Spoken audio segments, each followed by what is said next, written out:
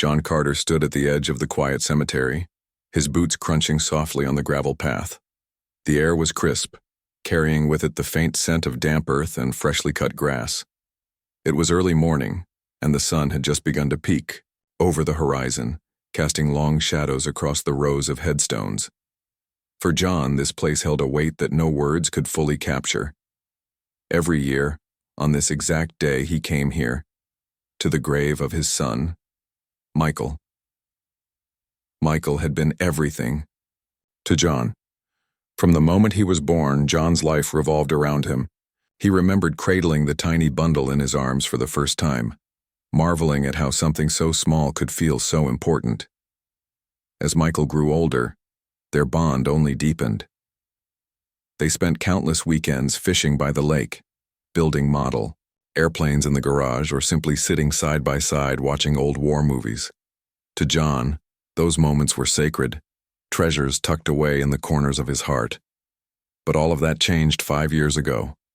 Michael joined the military, driven by a desire to serve and protect, much like his father before him. At first, John was proud. His chest swelled with emotion every time he thought about how brave his son was. But pride soon gave way to fear, and fear turned into unbearable sorrow when the letter arrived.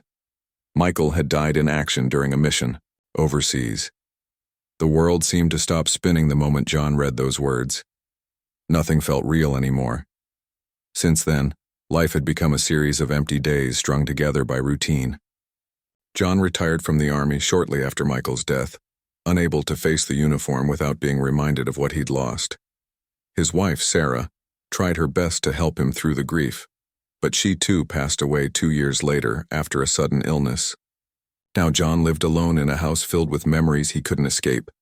Photos of Michael lined the walls. Trophies from his childhood sat dusty on shelves, and in the corner of the living room was an old rocking chair where Sarah used to sit, knitting blankets for grandchildren they'd never have. Today, as always, John carried a bouquet of white lilies, Michael's favorite flowers. He walked slowly along the familiar path, his mind replaying fragments of conversations they'd had, laughter they'd shared, promises they'd made.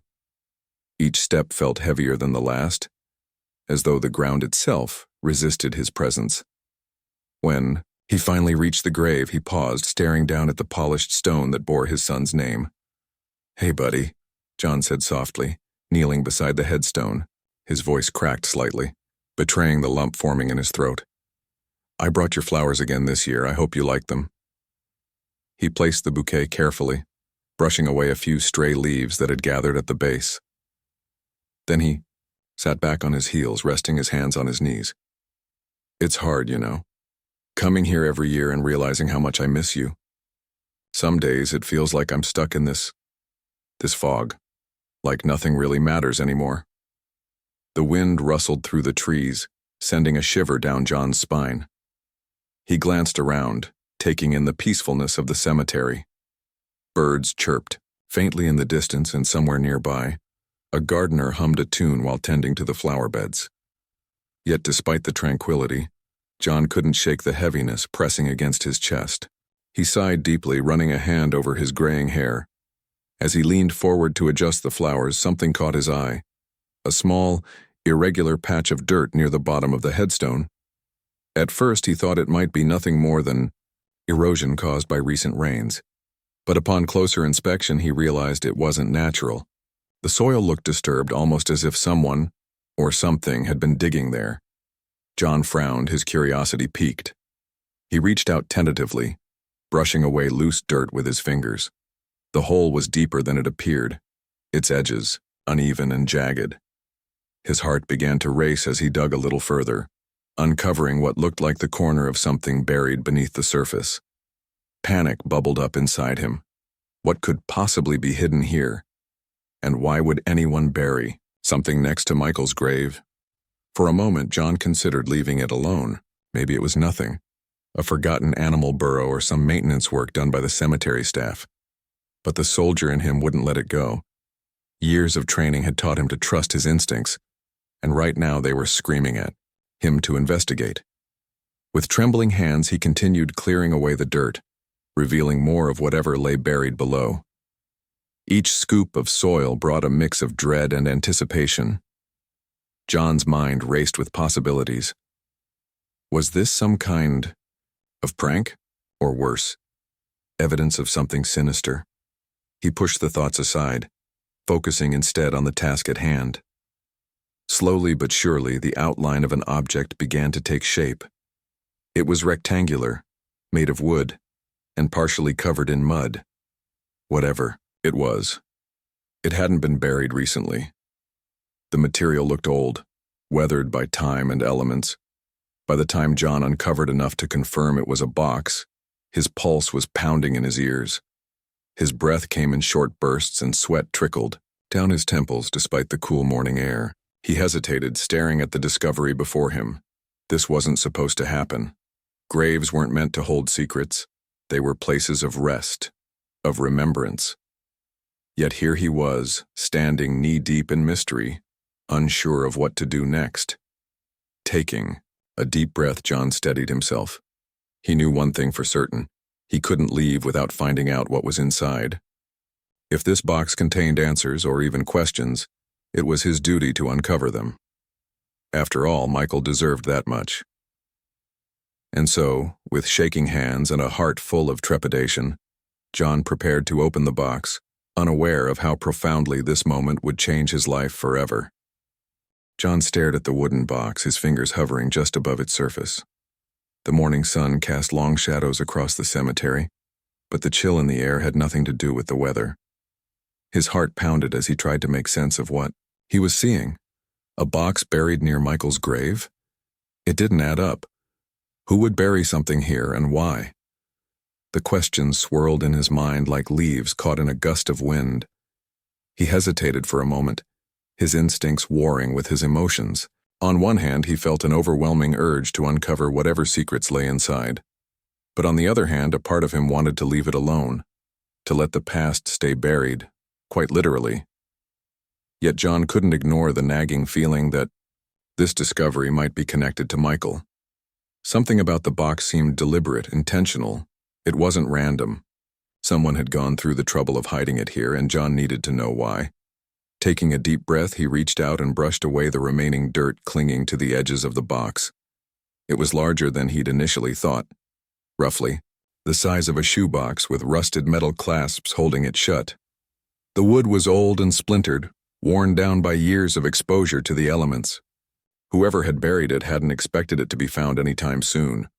Or perhaps they had intended for someone specific to find it someday.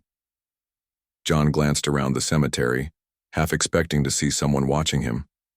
The place was eerily quiet, save for the distant hum of traffic and the occasional chirp of birds. Still, he couldn't shake the sensation that he wasn't alone. Every creak of a tree branch or rustle of leaves made him glance over his shoulder. But no one was there. Just him, the gravestones, and the mysterious box. Finally, steeling himself, John gripped the first clasp and pulled.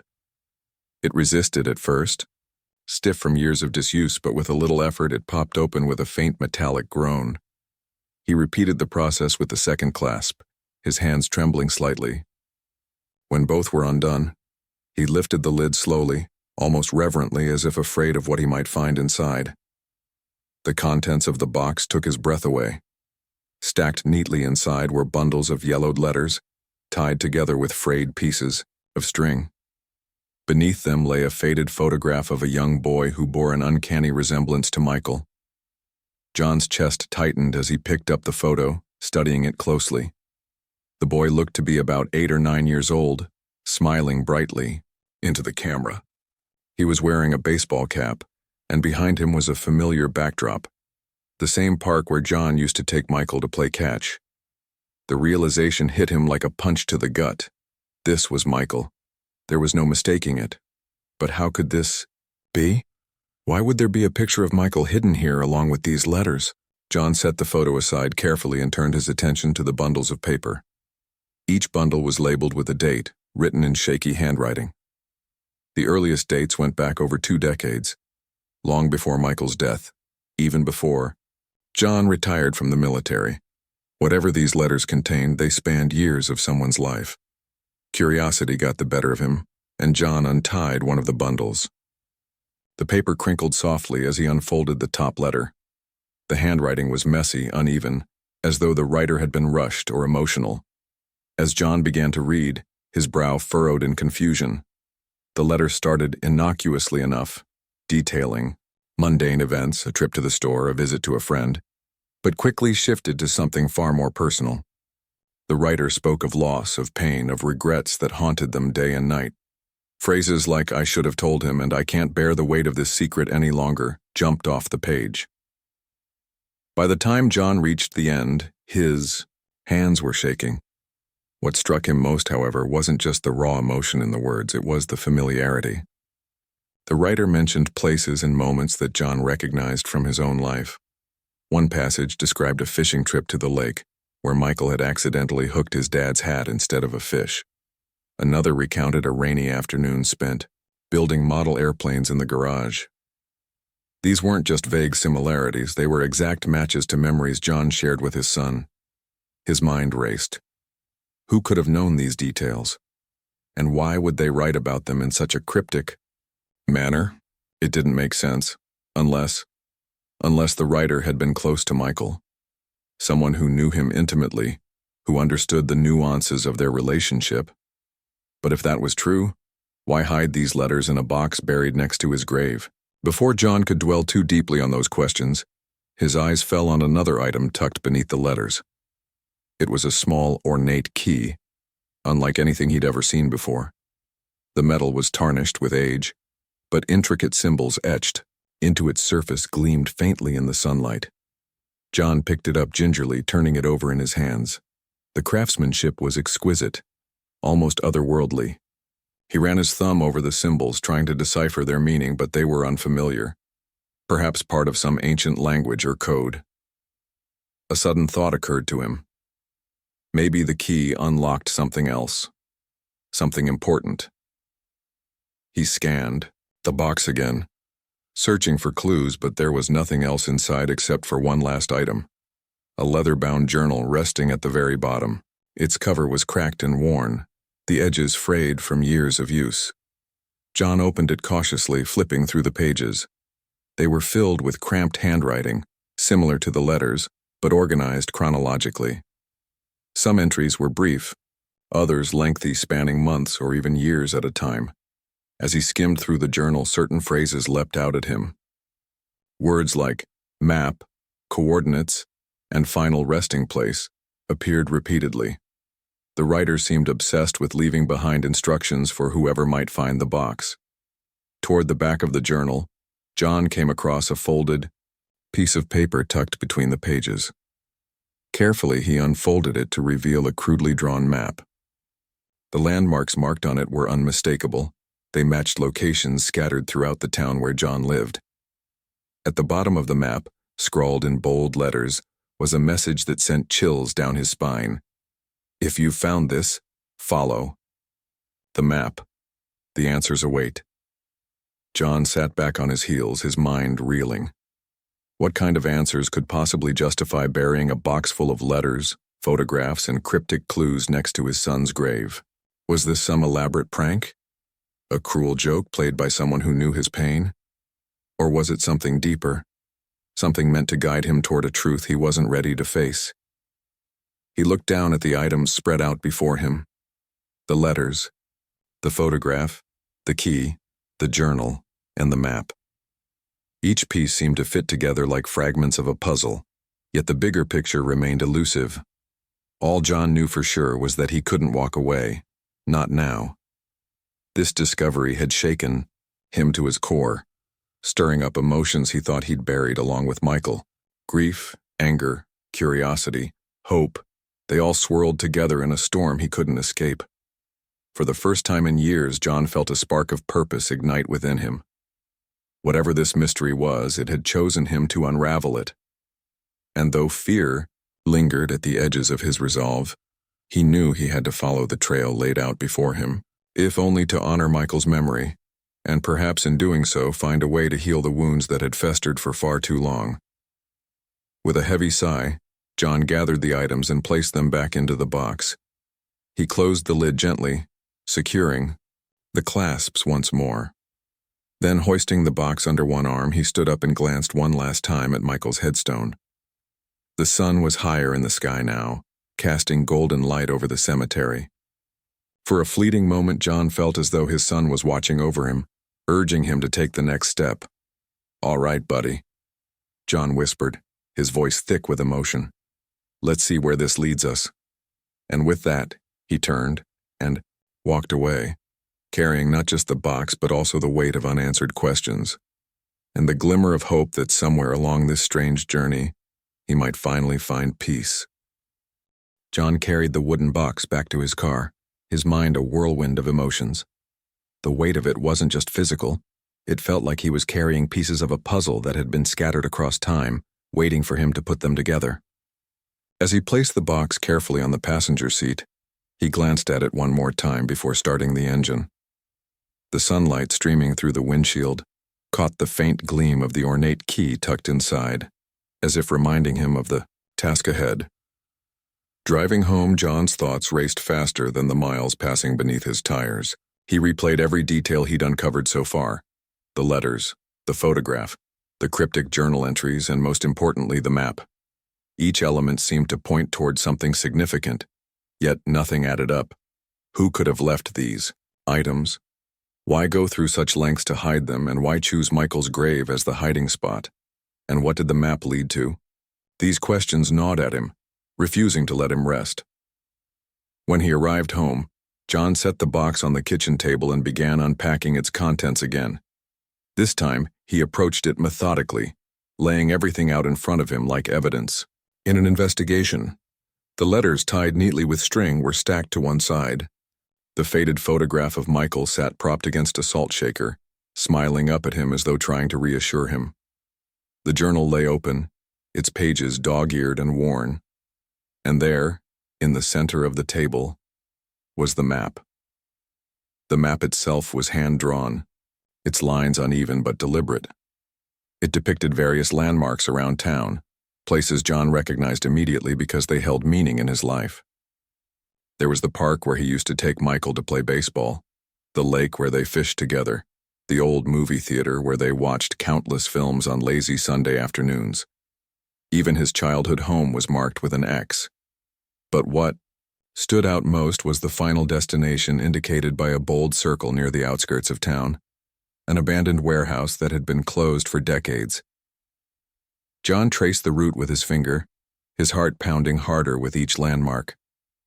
Something about this felt personal, almost intimate. Whoever created the map knew his life inside and out. They had woven memories into clues, turning ordinary places into stepping stones toward some greater truth. Was this meant to be a tribute to Michael? Or was it something darker, a way to dredge up painful memories? Determined to find answers, John decided to start at the first location on the map, the park. Grabbing the photograph of Michael, the journal, and the key, he stuffed them into a small backpack and headed out. Along the way, he couldn't help but notice how different the park looked now compared to when Michael was alive. The swings creaked in the breeze, their chains rusted and neglected. The baseball field was overgrown with weeds, and the once vibrant playground equipment stood silent and forgotten. Still, as John walked along the familiar paths, he could almost hear echoes of laughter, the sound of Michael chasing after a fly ball or shouting triumphantly when he hit a home run. At the edge of the park, near the picnic area, the map pointed to a specific tree. John approached it cautiously, his eyes scanning the bark for anything unusual. At first glance, it seemed like any other oak tree, tall and sturdy, its branches stretching toward the sky. But as he circled it, he noticed something etched into the trunk, a series of symbols identical to those engraved on the key. His pulse quickened. Kneeling down, he examined the base of the tree and found a small metal plate embedded in the ground nearby. When he pried it loose, he discovered a hollow compartment containing another bundle of letters and a tiny locket. The locket was simple but elegant, made of silver with a delicate floral pattern. Inside was a picture of Sarah, John's late wife. Tears welled up in his eyes as he stared at her face. She was smiling, her hair swept back by the wind, looking exactly as she had on the day they met. Clutching the locket tightly, John felt a surge of conflicting emotions: grief, love, gratitude, all tangled together. How had someone known to include this? And why bury it here, in a place that held so many happy memories? He tucked the locket into his pocket and turned his attention to the new batch of letters. Like the ones he'd found earlier, they were filled with heartfelt reflections and fragmented stories.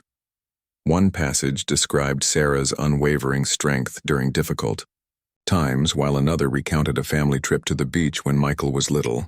Reading these words felt like stepping back in time, reliving moments he hadn't thought about in years. Yet interspersed among the nostalgia were hints of regret, a sense that the writer had missed opportunities to express their feelings fully. With the first clue solved, John moved on to the next location, the lake. Memories flooded back as he parked his car and walked toward the water's edge. The air smelled of pine and damp earth, just as it always had. He remembered teaching Michael how to cast a fishing line, laughing as the boy accidentally hooked his own sleeve instead of a fish. Those days felt impossibly distant now, like scenes from someone else's life. The map directed him to a weathered wooden dock jutting out into the lake. At the end of it, he spotted a loose plank. Beneath it, hidden from view unless you knew to look, was a small tin box. Inside were more artifacts: a toy car that Michael had cherished as a child, a faded concert ticket stub from a band John vaguely remembered liking, and another letter. This one mentioned the importance of forgiveness, not just for others, but for oneself. It struck a chord deep within John, who had spent years blaming himself for not being able to protect his son. By the time he reached the third location, the old movie theater, John was beginning to see a pattern. Each stop revealed fragments of his past, reminders of the people and moments that shaped his life. But they also carried a message, subtle yet undeniable.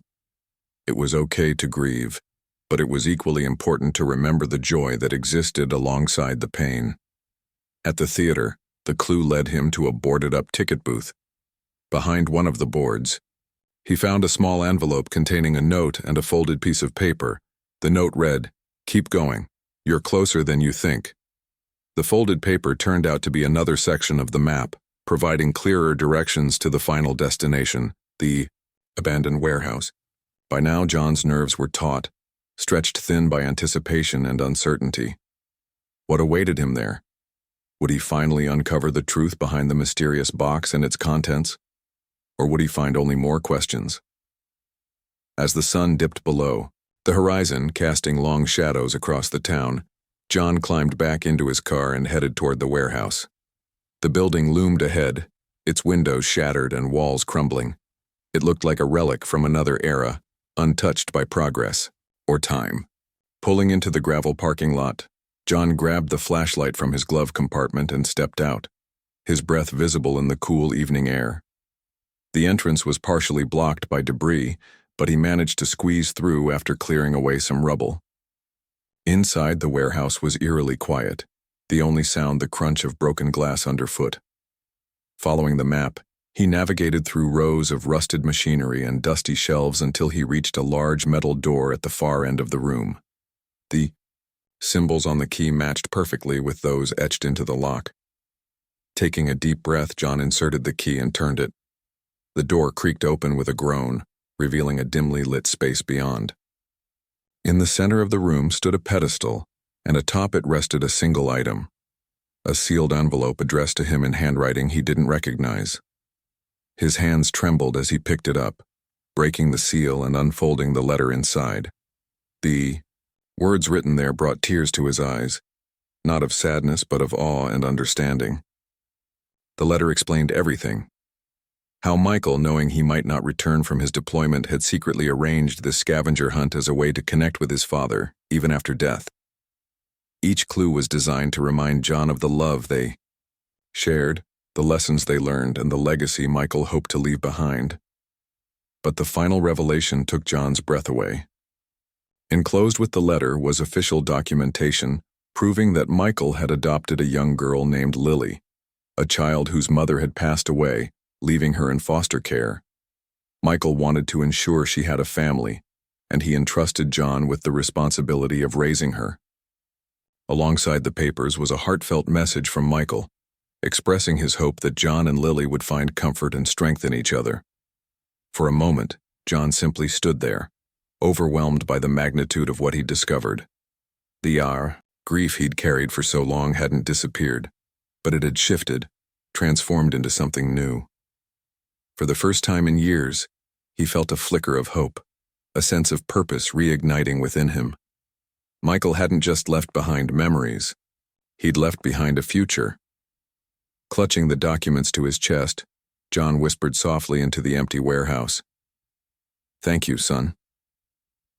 Then, with renewed determination, he turned and walked back into the night, ready to embrace whatever came next. John stepped out of the abandoned warehouse, the weight of the envelope in his hands feeling both heavy and strangely comforting. The night air was cool, carrying with it the faint scent of damp earth and rusted metal. He paused for a moment, staring up at the star-speckled sky. For the first time in years, he felt a sense of clarity, a glimmer of purpose breaking through the fog of grief that had clouded his life. But clarity didn't mean certainty. What lay ahead was uncharted territory, and John knew he couldn't face it alone. The letter from Michael wasn't just an emotional revelation. It came with responsibilities far greater than he'd anticipated. Raising Lily, giving her the love and stability she deserved, wasn't something he could take lightly. And yet, as daunting as the task seemed, it also filled him with a quiet determination. If this was Michael's final wish, then John owed it to his son to honor it. He owed it to himself too. Maybe, just maybe, this was the chance he needed to rebuild his shattered world. The first step, however, was finding Lily. According to the documents, she was currently living in foster care after losing her mother. Her file included basic information: her age, 7, her current placement, a group home about an hour away, and some notes about her personality. Apparently, she was shy but curious, loved drawing pictures, and had a knack for making people smile despite her own hardships. Reading those details made John's heart ache, not just for Lily, but for the kind of childhood Michael must have envisioned for her. A childhood full of laughter, safety, and love. Before visiting Lily, John decided to prepare himself emotionally. This wasn't going to be easy. How do you explain to a child that their adoptive father is gone, and that now they're being handed over to someone they've never met? It would require patience, sensitivity, and above all, honesty. John spent the next few days gathering his thoughts, rehearsing what he might say and mentally preparing for any reaction she might have. He wanted to get it right, for Michael's sake, for Lily's sake, and for his own. On the morning of his visit, John woke up early, his nerves buzzing like live wires. He dressed carefully, choosing clothes that were clean but not overly formal, and didn't want to intimidate her. As he drove toward the group home, he clutched the steering wheel tightly, rehearsing phrases in his head. "Hi, Lily. I'm John. Your dad, Michael. He asked me to meet you." The words sounded clumsy even, in his mind, but he hoped they'd come out better when spoken aloud. When he arrived, the building looked modest but welcoming. There was a small playground out front where a few children were playing, their laughter ringing out into the crisp autumn air. John parked the car and took a deep breath before stepping out. His heart raced as he approached the entrance, each step bringing him closer to meeting the little girl who carried a piece of Michael's legacy. Inside, the atmosphere was warm and inviting. The walls were decorated with colorful drawings and cheerful posters, and the staff greeted him with friendly smiles. After signing in and explaining his purpose, John was led to a cozy sitting area where Lily sat quietly on a couch, flipping through a picture book. She looked up as he entered, her big brown eyes studying him curiously. For a moment, neither of them spoke. Then tentatively she smiled, a small hesitant gesture that melted John's heart instantly. "Hi," John said softly, kneeling down so he was eye level with her. "You must be Lily." She nodded, clutching the book closer to her chest. "Are you here to talk to me?" "Yes," John replied, his voice steady despite the lump forming in his throat. "I'm John. Do you remember hearing about your dad, Michael? Lily's expression changed slightly, a mix of sadness and curiosity flickering across her face. He went away, she said quietly. They told me he couldn't come back. That's true, John admitted, choosing his words carefully. But before he left, he thought a lot about you. He wanted to make sure you were taken care of and happy. So he asked me to meet you, to see if we could, well, if we could become a family. Lily tilted her head considering this. Did you know him? She asked finally. I did, John said, smiling warmly. He was my son, my boy, and he loved you very much. For a moment, Lily didn't respond. Then slowly, she set the book aside and leaned forward. What was he like? That question caught John off guard, but in the best way possible. It gave him permission to share stories, to paint a picture of Michael that Lily could hold on to. Over the next hour, they talked about everything. Michael's sense of humor, his bravery, his love for fishing and baseball. John showed her the photograph of Michael as a child, the same one he'd found buried near the grave, and explained how much they used to laugh together during their adventures at the park or by the lake. As they spoke, John noticed something remarkable happening. Lily began to relax, her initial shyness giving way to genuine interest. By the end of their conversation, she was asking questions eagerly, her eyes lighting up whenever John mentioned something funny or exciting about Michael. It was clear that she craved connection, to feel close to the father she barely remembered. And for John, sharing these memories felt like healing. Each story brought Michael back to life, not just for Lily, but for him as well. Before leaving, John promised to return soon. We can take things slow, he assured her. There's no rush. But I'd really like us to spend more time together, if that's okay with you. Lily nodded, her smile brighter this time. Okay. Over the following weeks, John visited regularly, building trust and rapport with Lily. They started small, going for walks in the park, having ice cream at a local cafe, or simply sitting together while she drew pictures. Gradually, their bond deepened. Lily began opening up about her feelings, sharing snippets of her life before coming to the group home. She told John about her mother, who used to sing her lullabies every night, and about how lonely she felt after losing her. Hearing these stories broke John's heart, but it also strengthened his resolve to give her the stable, loving environment she deserved. During one of their outings, Lily surprised John by asking about his own life. "What was your wife like?" she inquired innocently as they strolled along the lake. Caught off guard, John hesitated for a moment. Talking about Sarah still brought a pang of sadness, but he realized that sharing his memories with Lily could help her understand him better, and perhaps even heal some of his own wounds. "She was amazing," he said finally, his voice soft. "Kind, strong, and always ready with a hug when I needed one. She loved Michael so much, and I think she would have adored you too." Lily grinned at that, her cheeks dimpling. "Do you think she'd like my drawings?" "I know she would," John said firmly. "In fact, I bet she'd hang them on the fridge just like we used to do with Michael's." From that day on, Lily made it a point to create artwork specifically for John. Every time they met, she proudly presented him with a new masterpiece, colorful depictions of animals, landscapes, and sometimes even portraits of the two of them, together. Seeing her creativity flourish brought immense joy to John, reminding him of the resilience children possess even in the face of loss.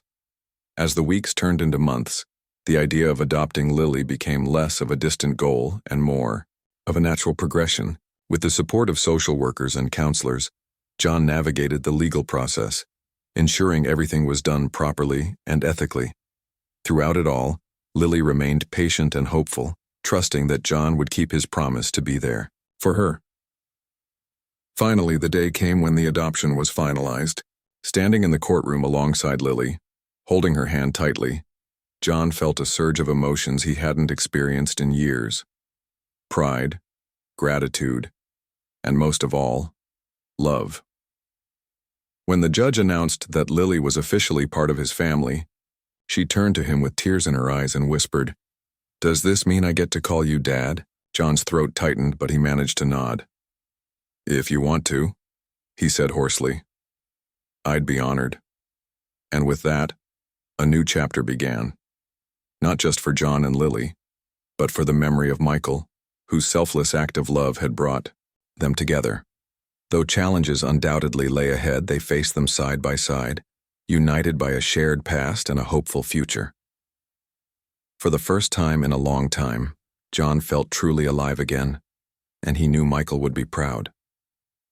Life after the adoption wasn't perfect, but it was a beginning, a fragile yet beautiful step toward healing for both John and Lily.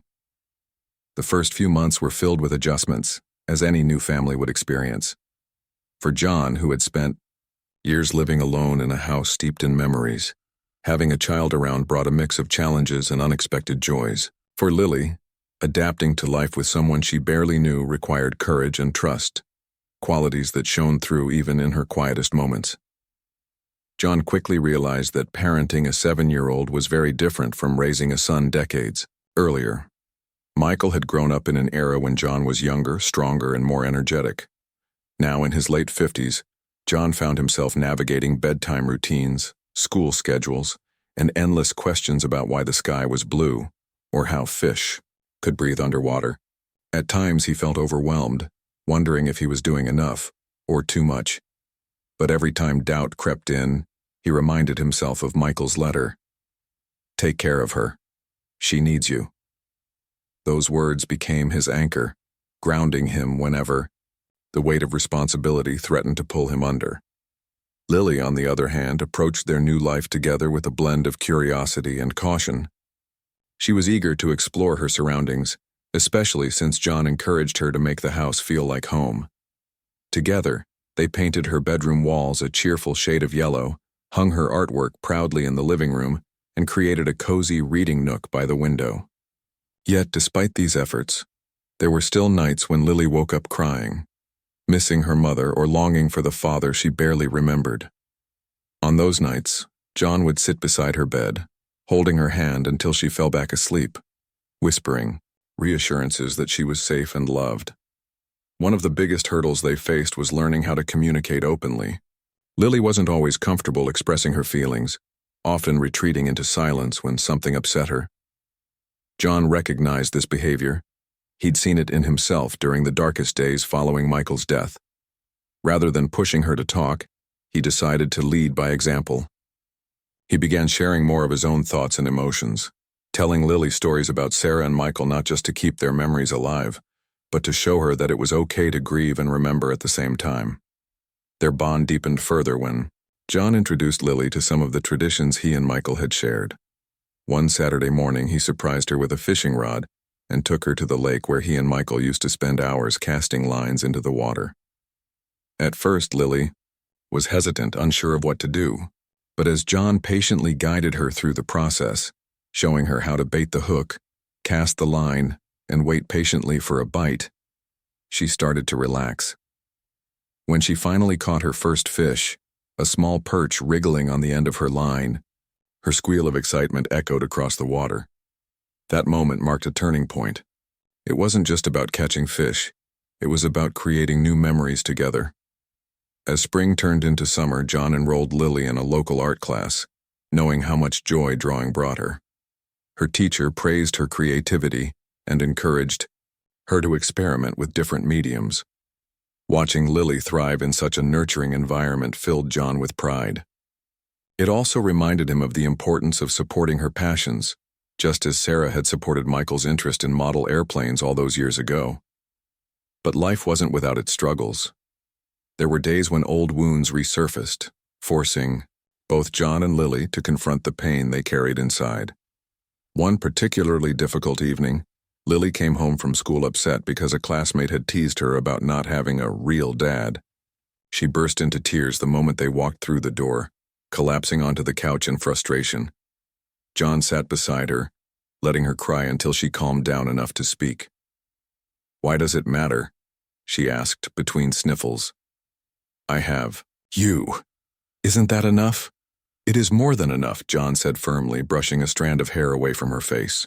"And anyone who says otherwise doesn't understand what being a family really means."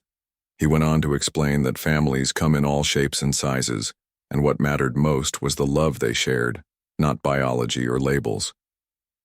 To illustrate his point, he pulled out the photograph of Michael as a boy and showed it to her again. "Your dad chose me to take care of you because he trusted me, and I chose to say yes because I love you. That makes us a family, doesn't it?" Lily nodded slowly, her lips curving into a small smile. "Yeah, we're a family." Moments like these, though challenging, strengthened their connection.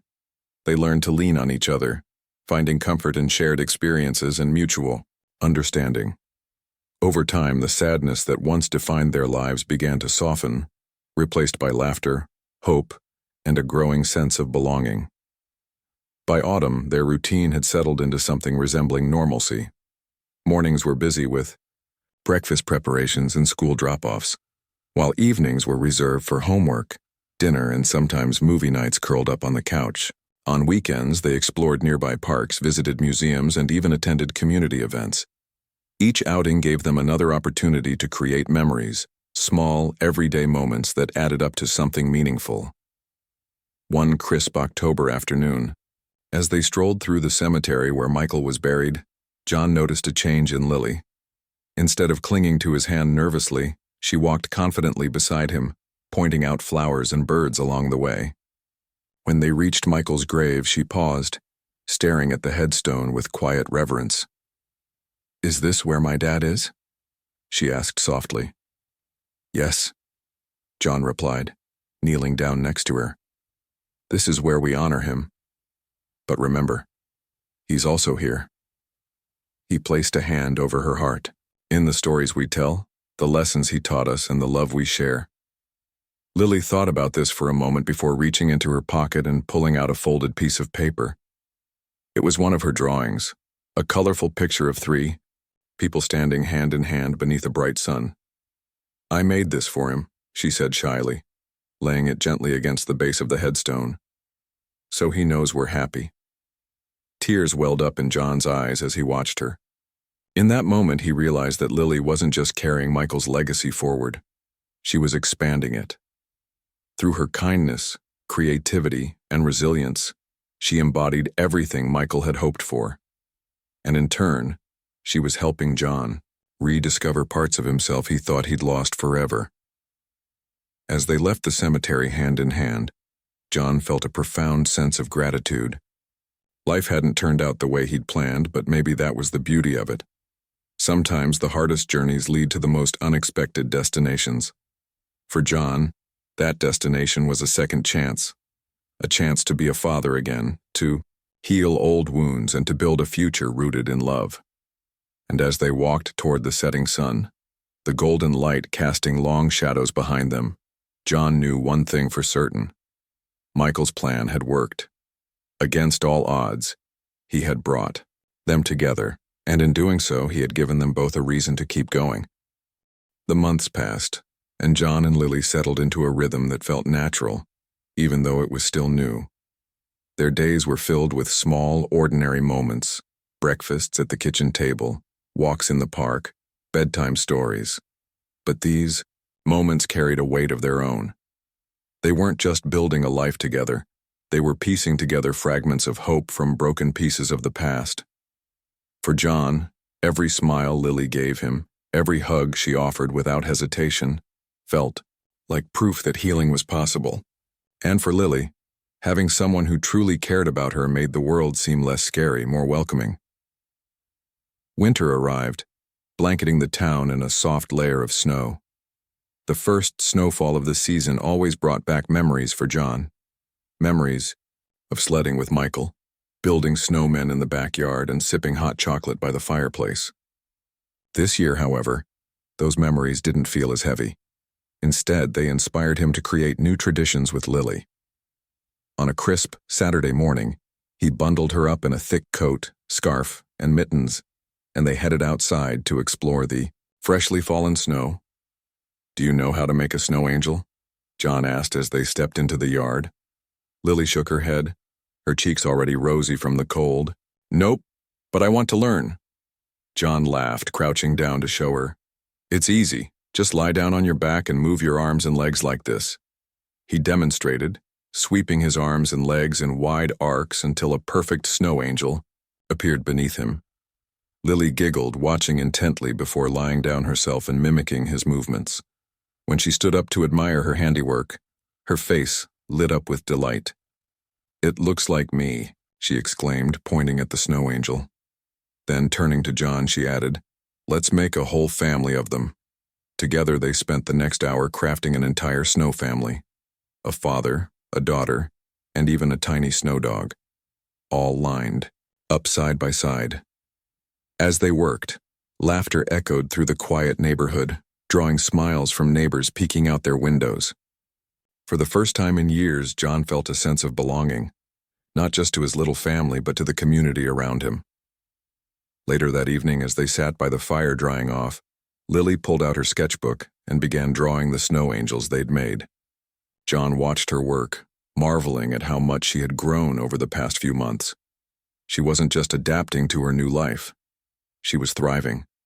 Her drawings, once filled with solitary figures or empty landscapes, now brimmed with color and connection.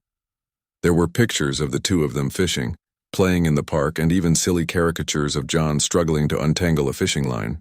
Each piece told a story, a testament to the bond they were building day by day. As Christmas approached, John decided to honor both Sarah and Michael in a special way. He dug out old photo albums and decorations, setting aside items that held particular significance. Together, he and Lily decorated the tree with ornaments Sarah had collected over the years, and handmade crafts Michael had made as a child. It was bittersweet, stirring up memories of holidays past, but it also felt right. These weren't just decorations. They were reminders of love that transcended time and loss. On Christmas Eve, after tucking Lily into bed, John found himself standing by the window, staring out at the snow-covered streets. The house was quiet except for the faint crackle of the fire and the occasional creak of settling wood. He thought about all that had changed since last winter, the discovery of the box, the journey to find Lily, and the transformation of his lonely existence into something meaningful again. Tears pricked his eyes, but they weren't tears of sadness. They were tears of gratitude, for Michael's foresight, for Lily's resilience, and for the second chance he never thought he'd have. The next morning, as sunlight streamed through the windows, Lily bounded into the living room, her eyes wide with excitement. "Can we open presents now?" she asked, bouncing on her toes. John chuckled, nodding. "Of course. Let's see what Santa brought." They spent the morning unwrapping gifts, sharing hugs and eating pancakes piled high with whipped cream and sprinkles. Among Lily's presents was a locket identical to the one John had found buried near the tree in the park. Inside, he had placed a picture of Michael alongside a note. "Your dad loved you more than words can say, so do I." When Lily opened it, her breath caught. She stared at the locket for a long moment before throwing her arms around John. "Thank you," she whispered, her voice trembling. "I'll wear it every day."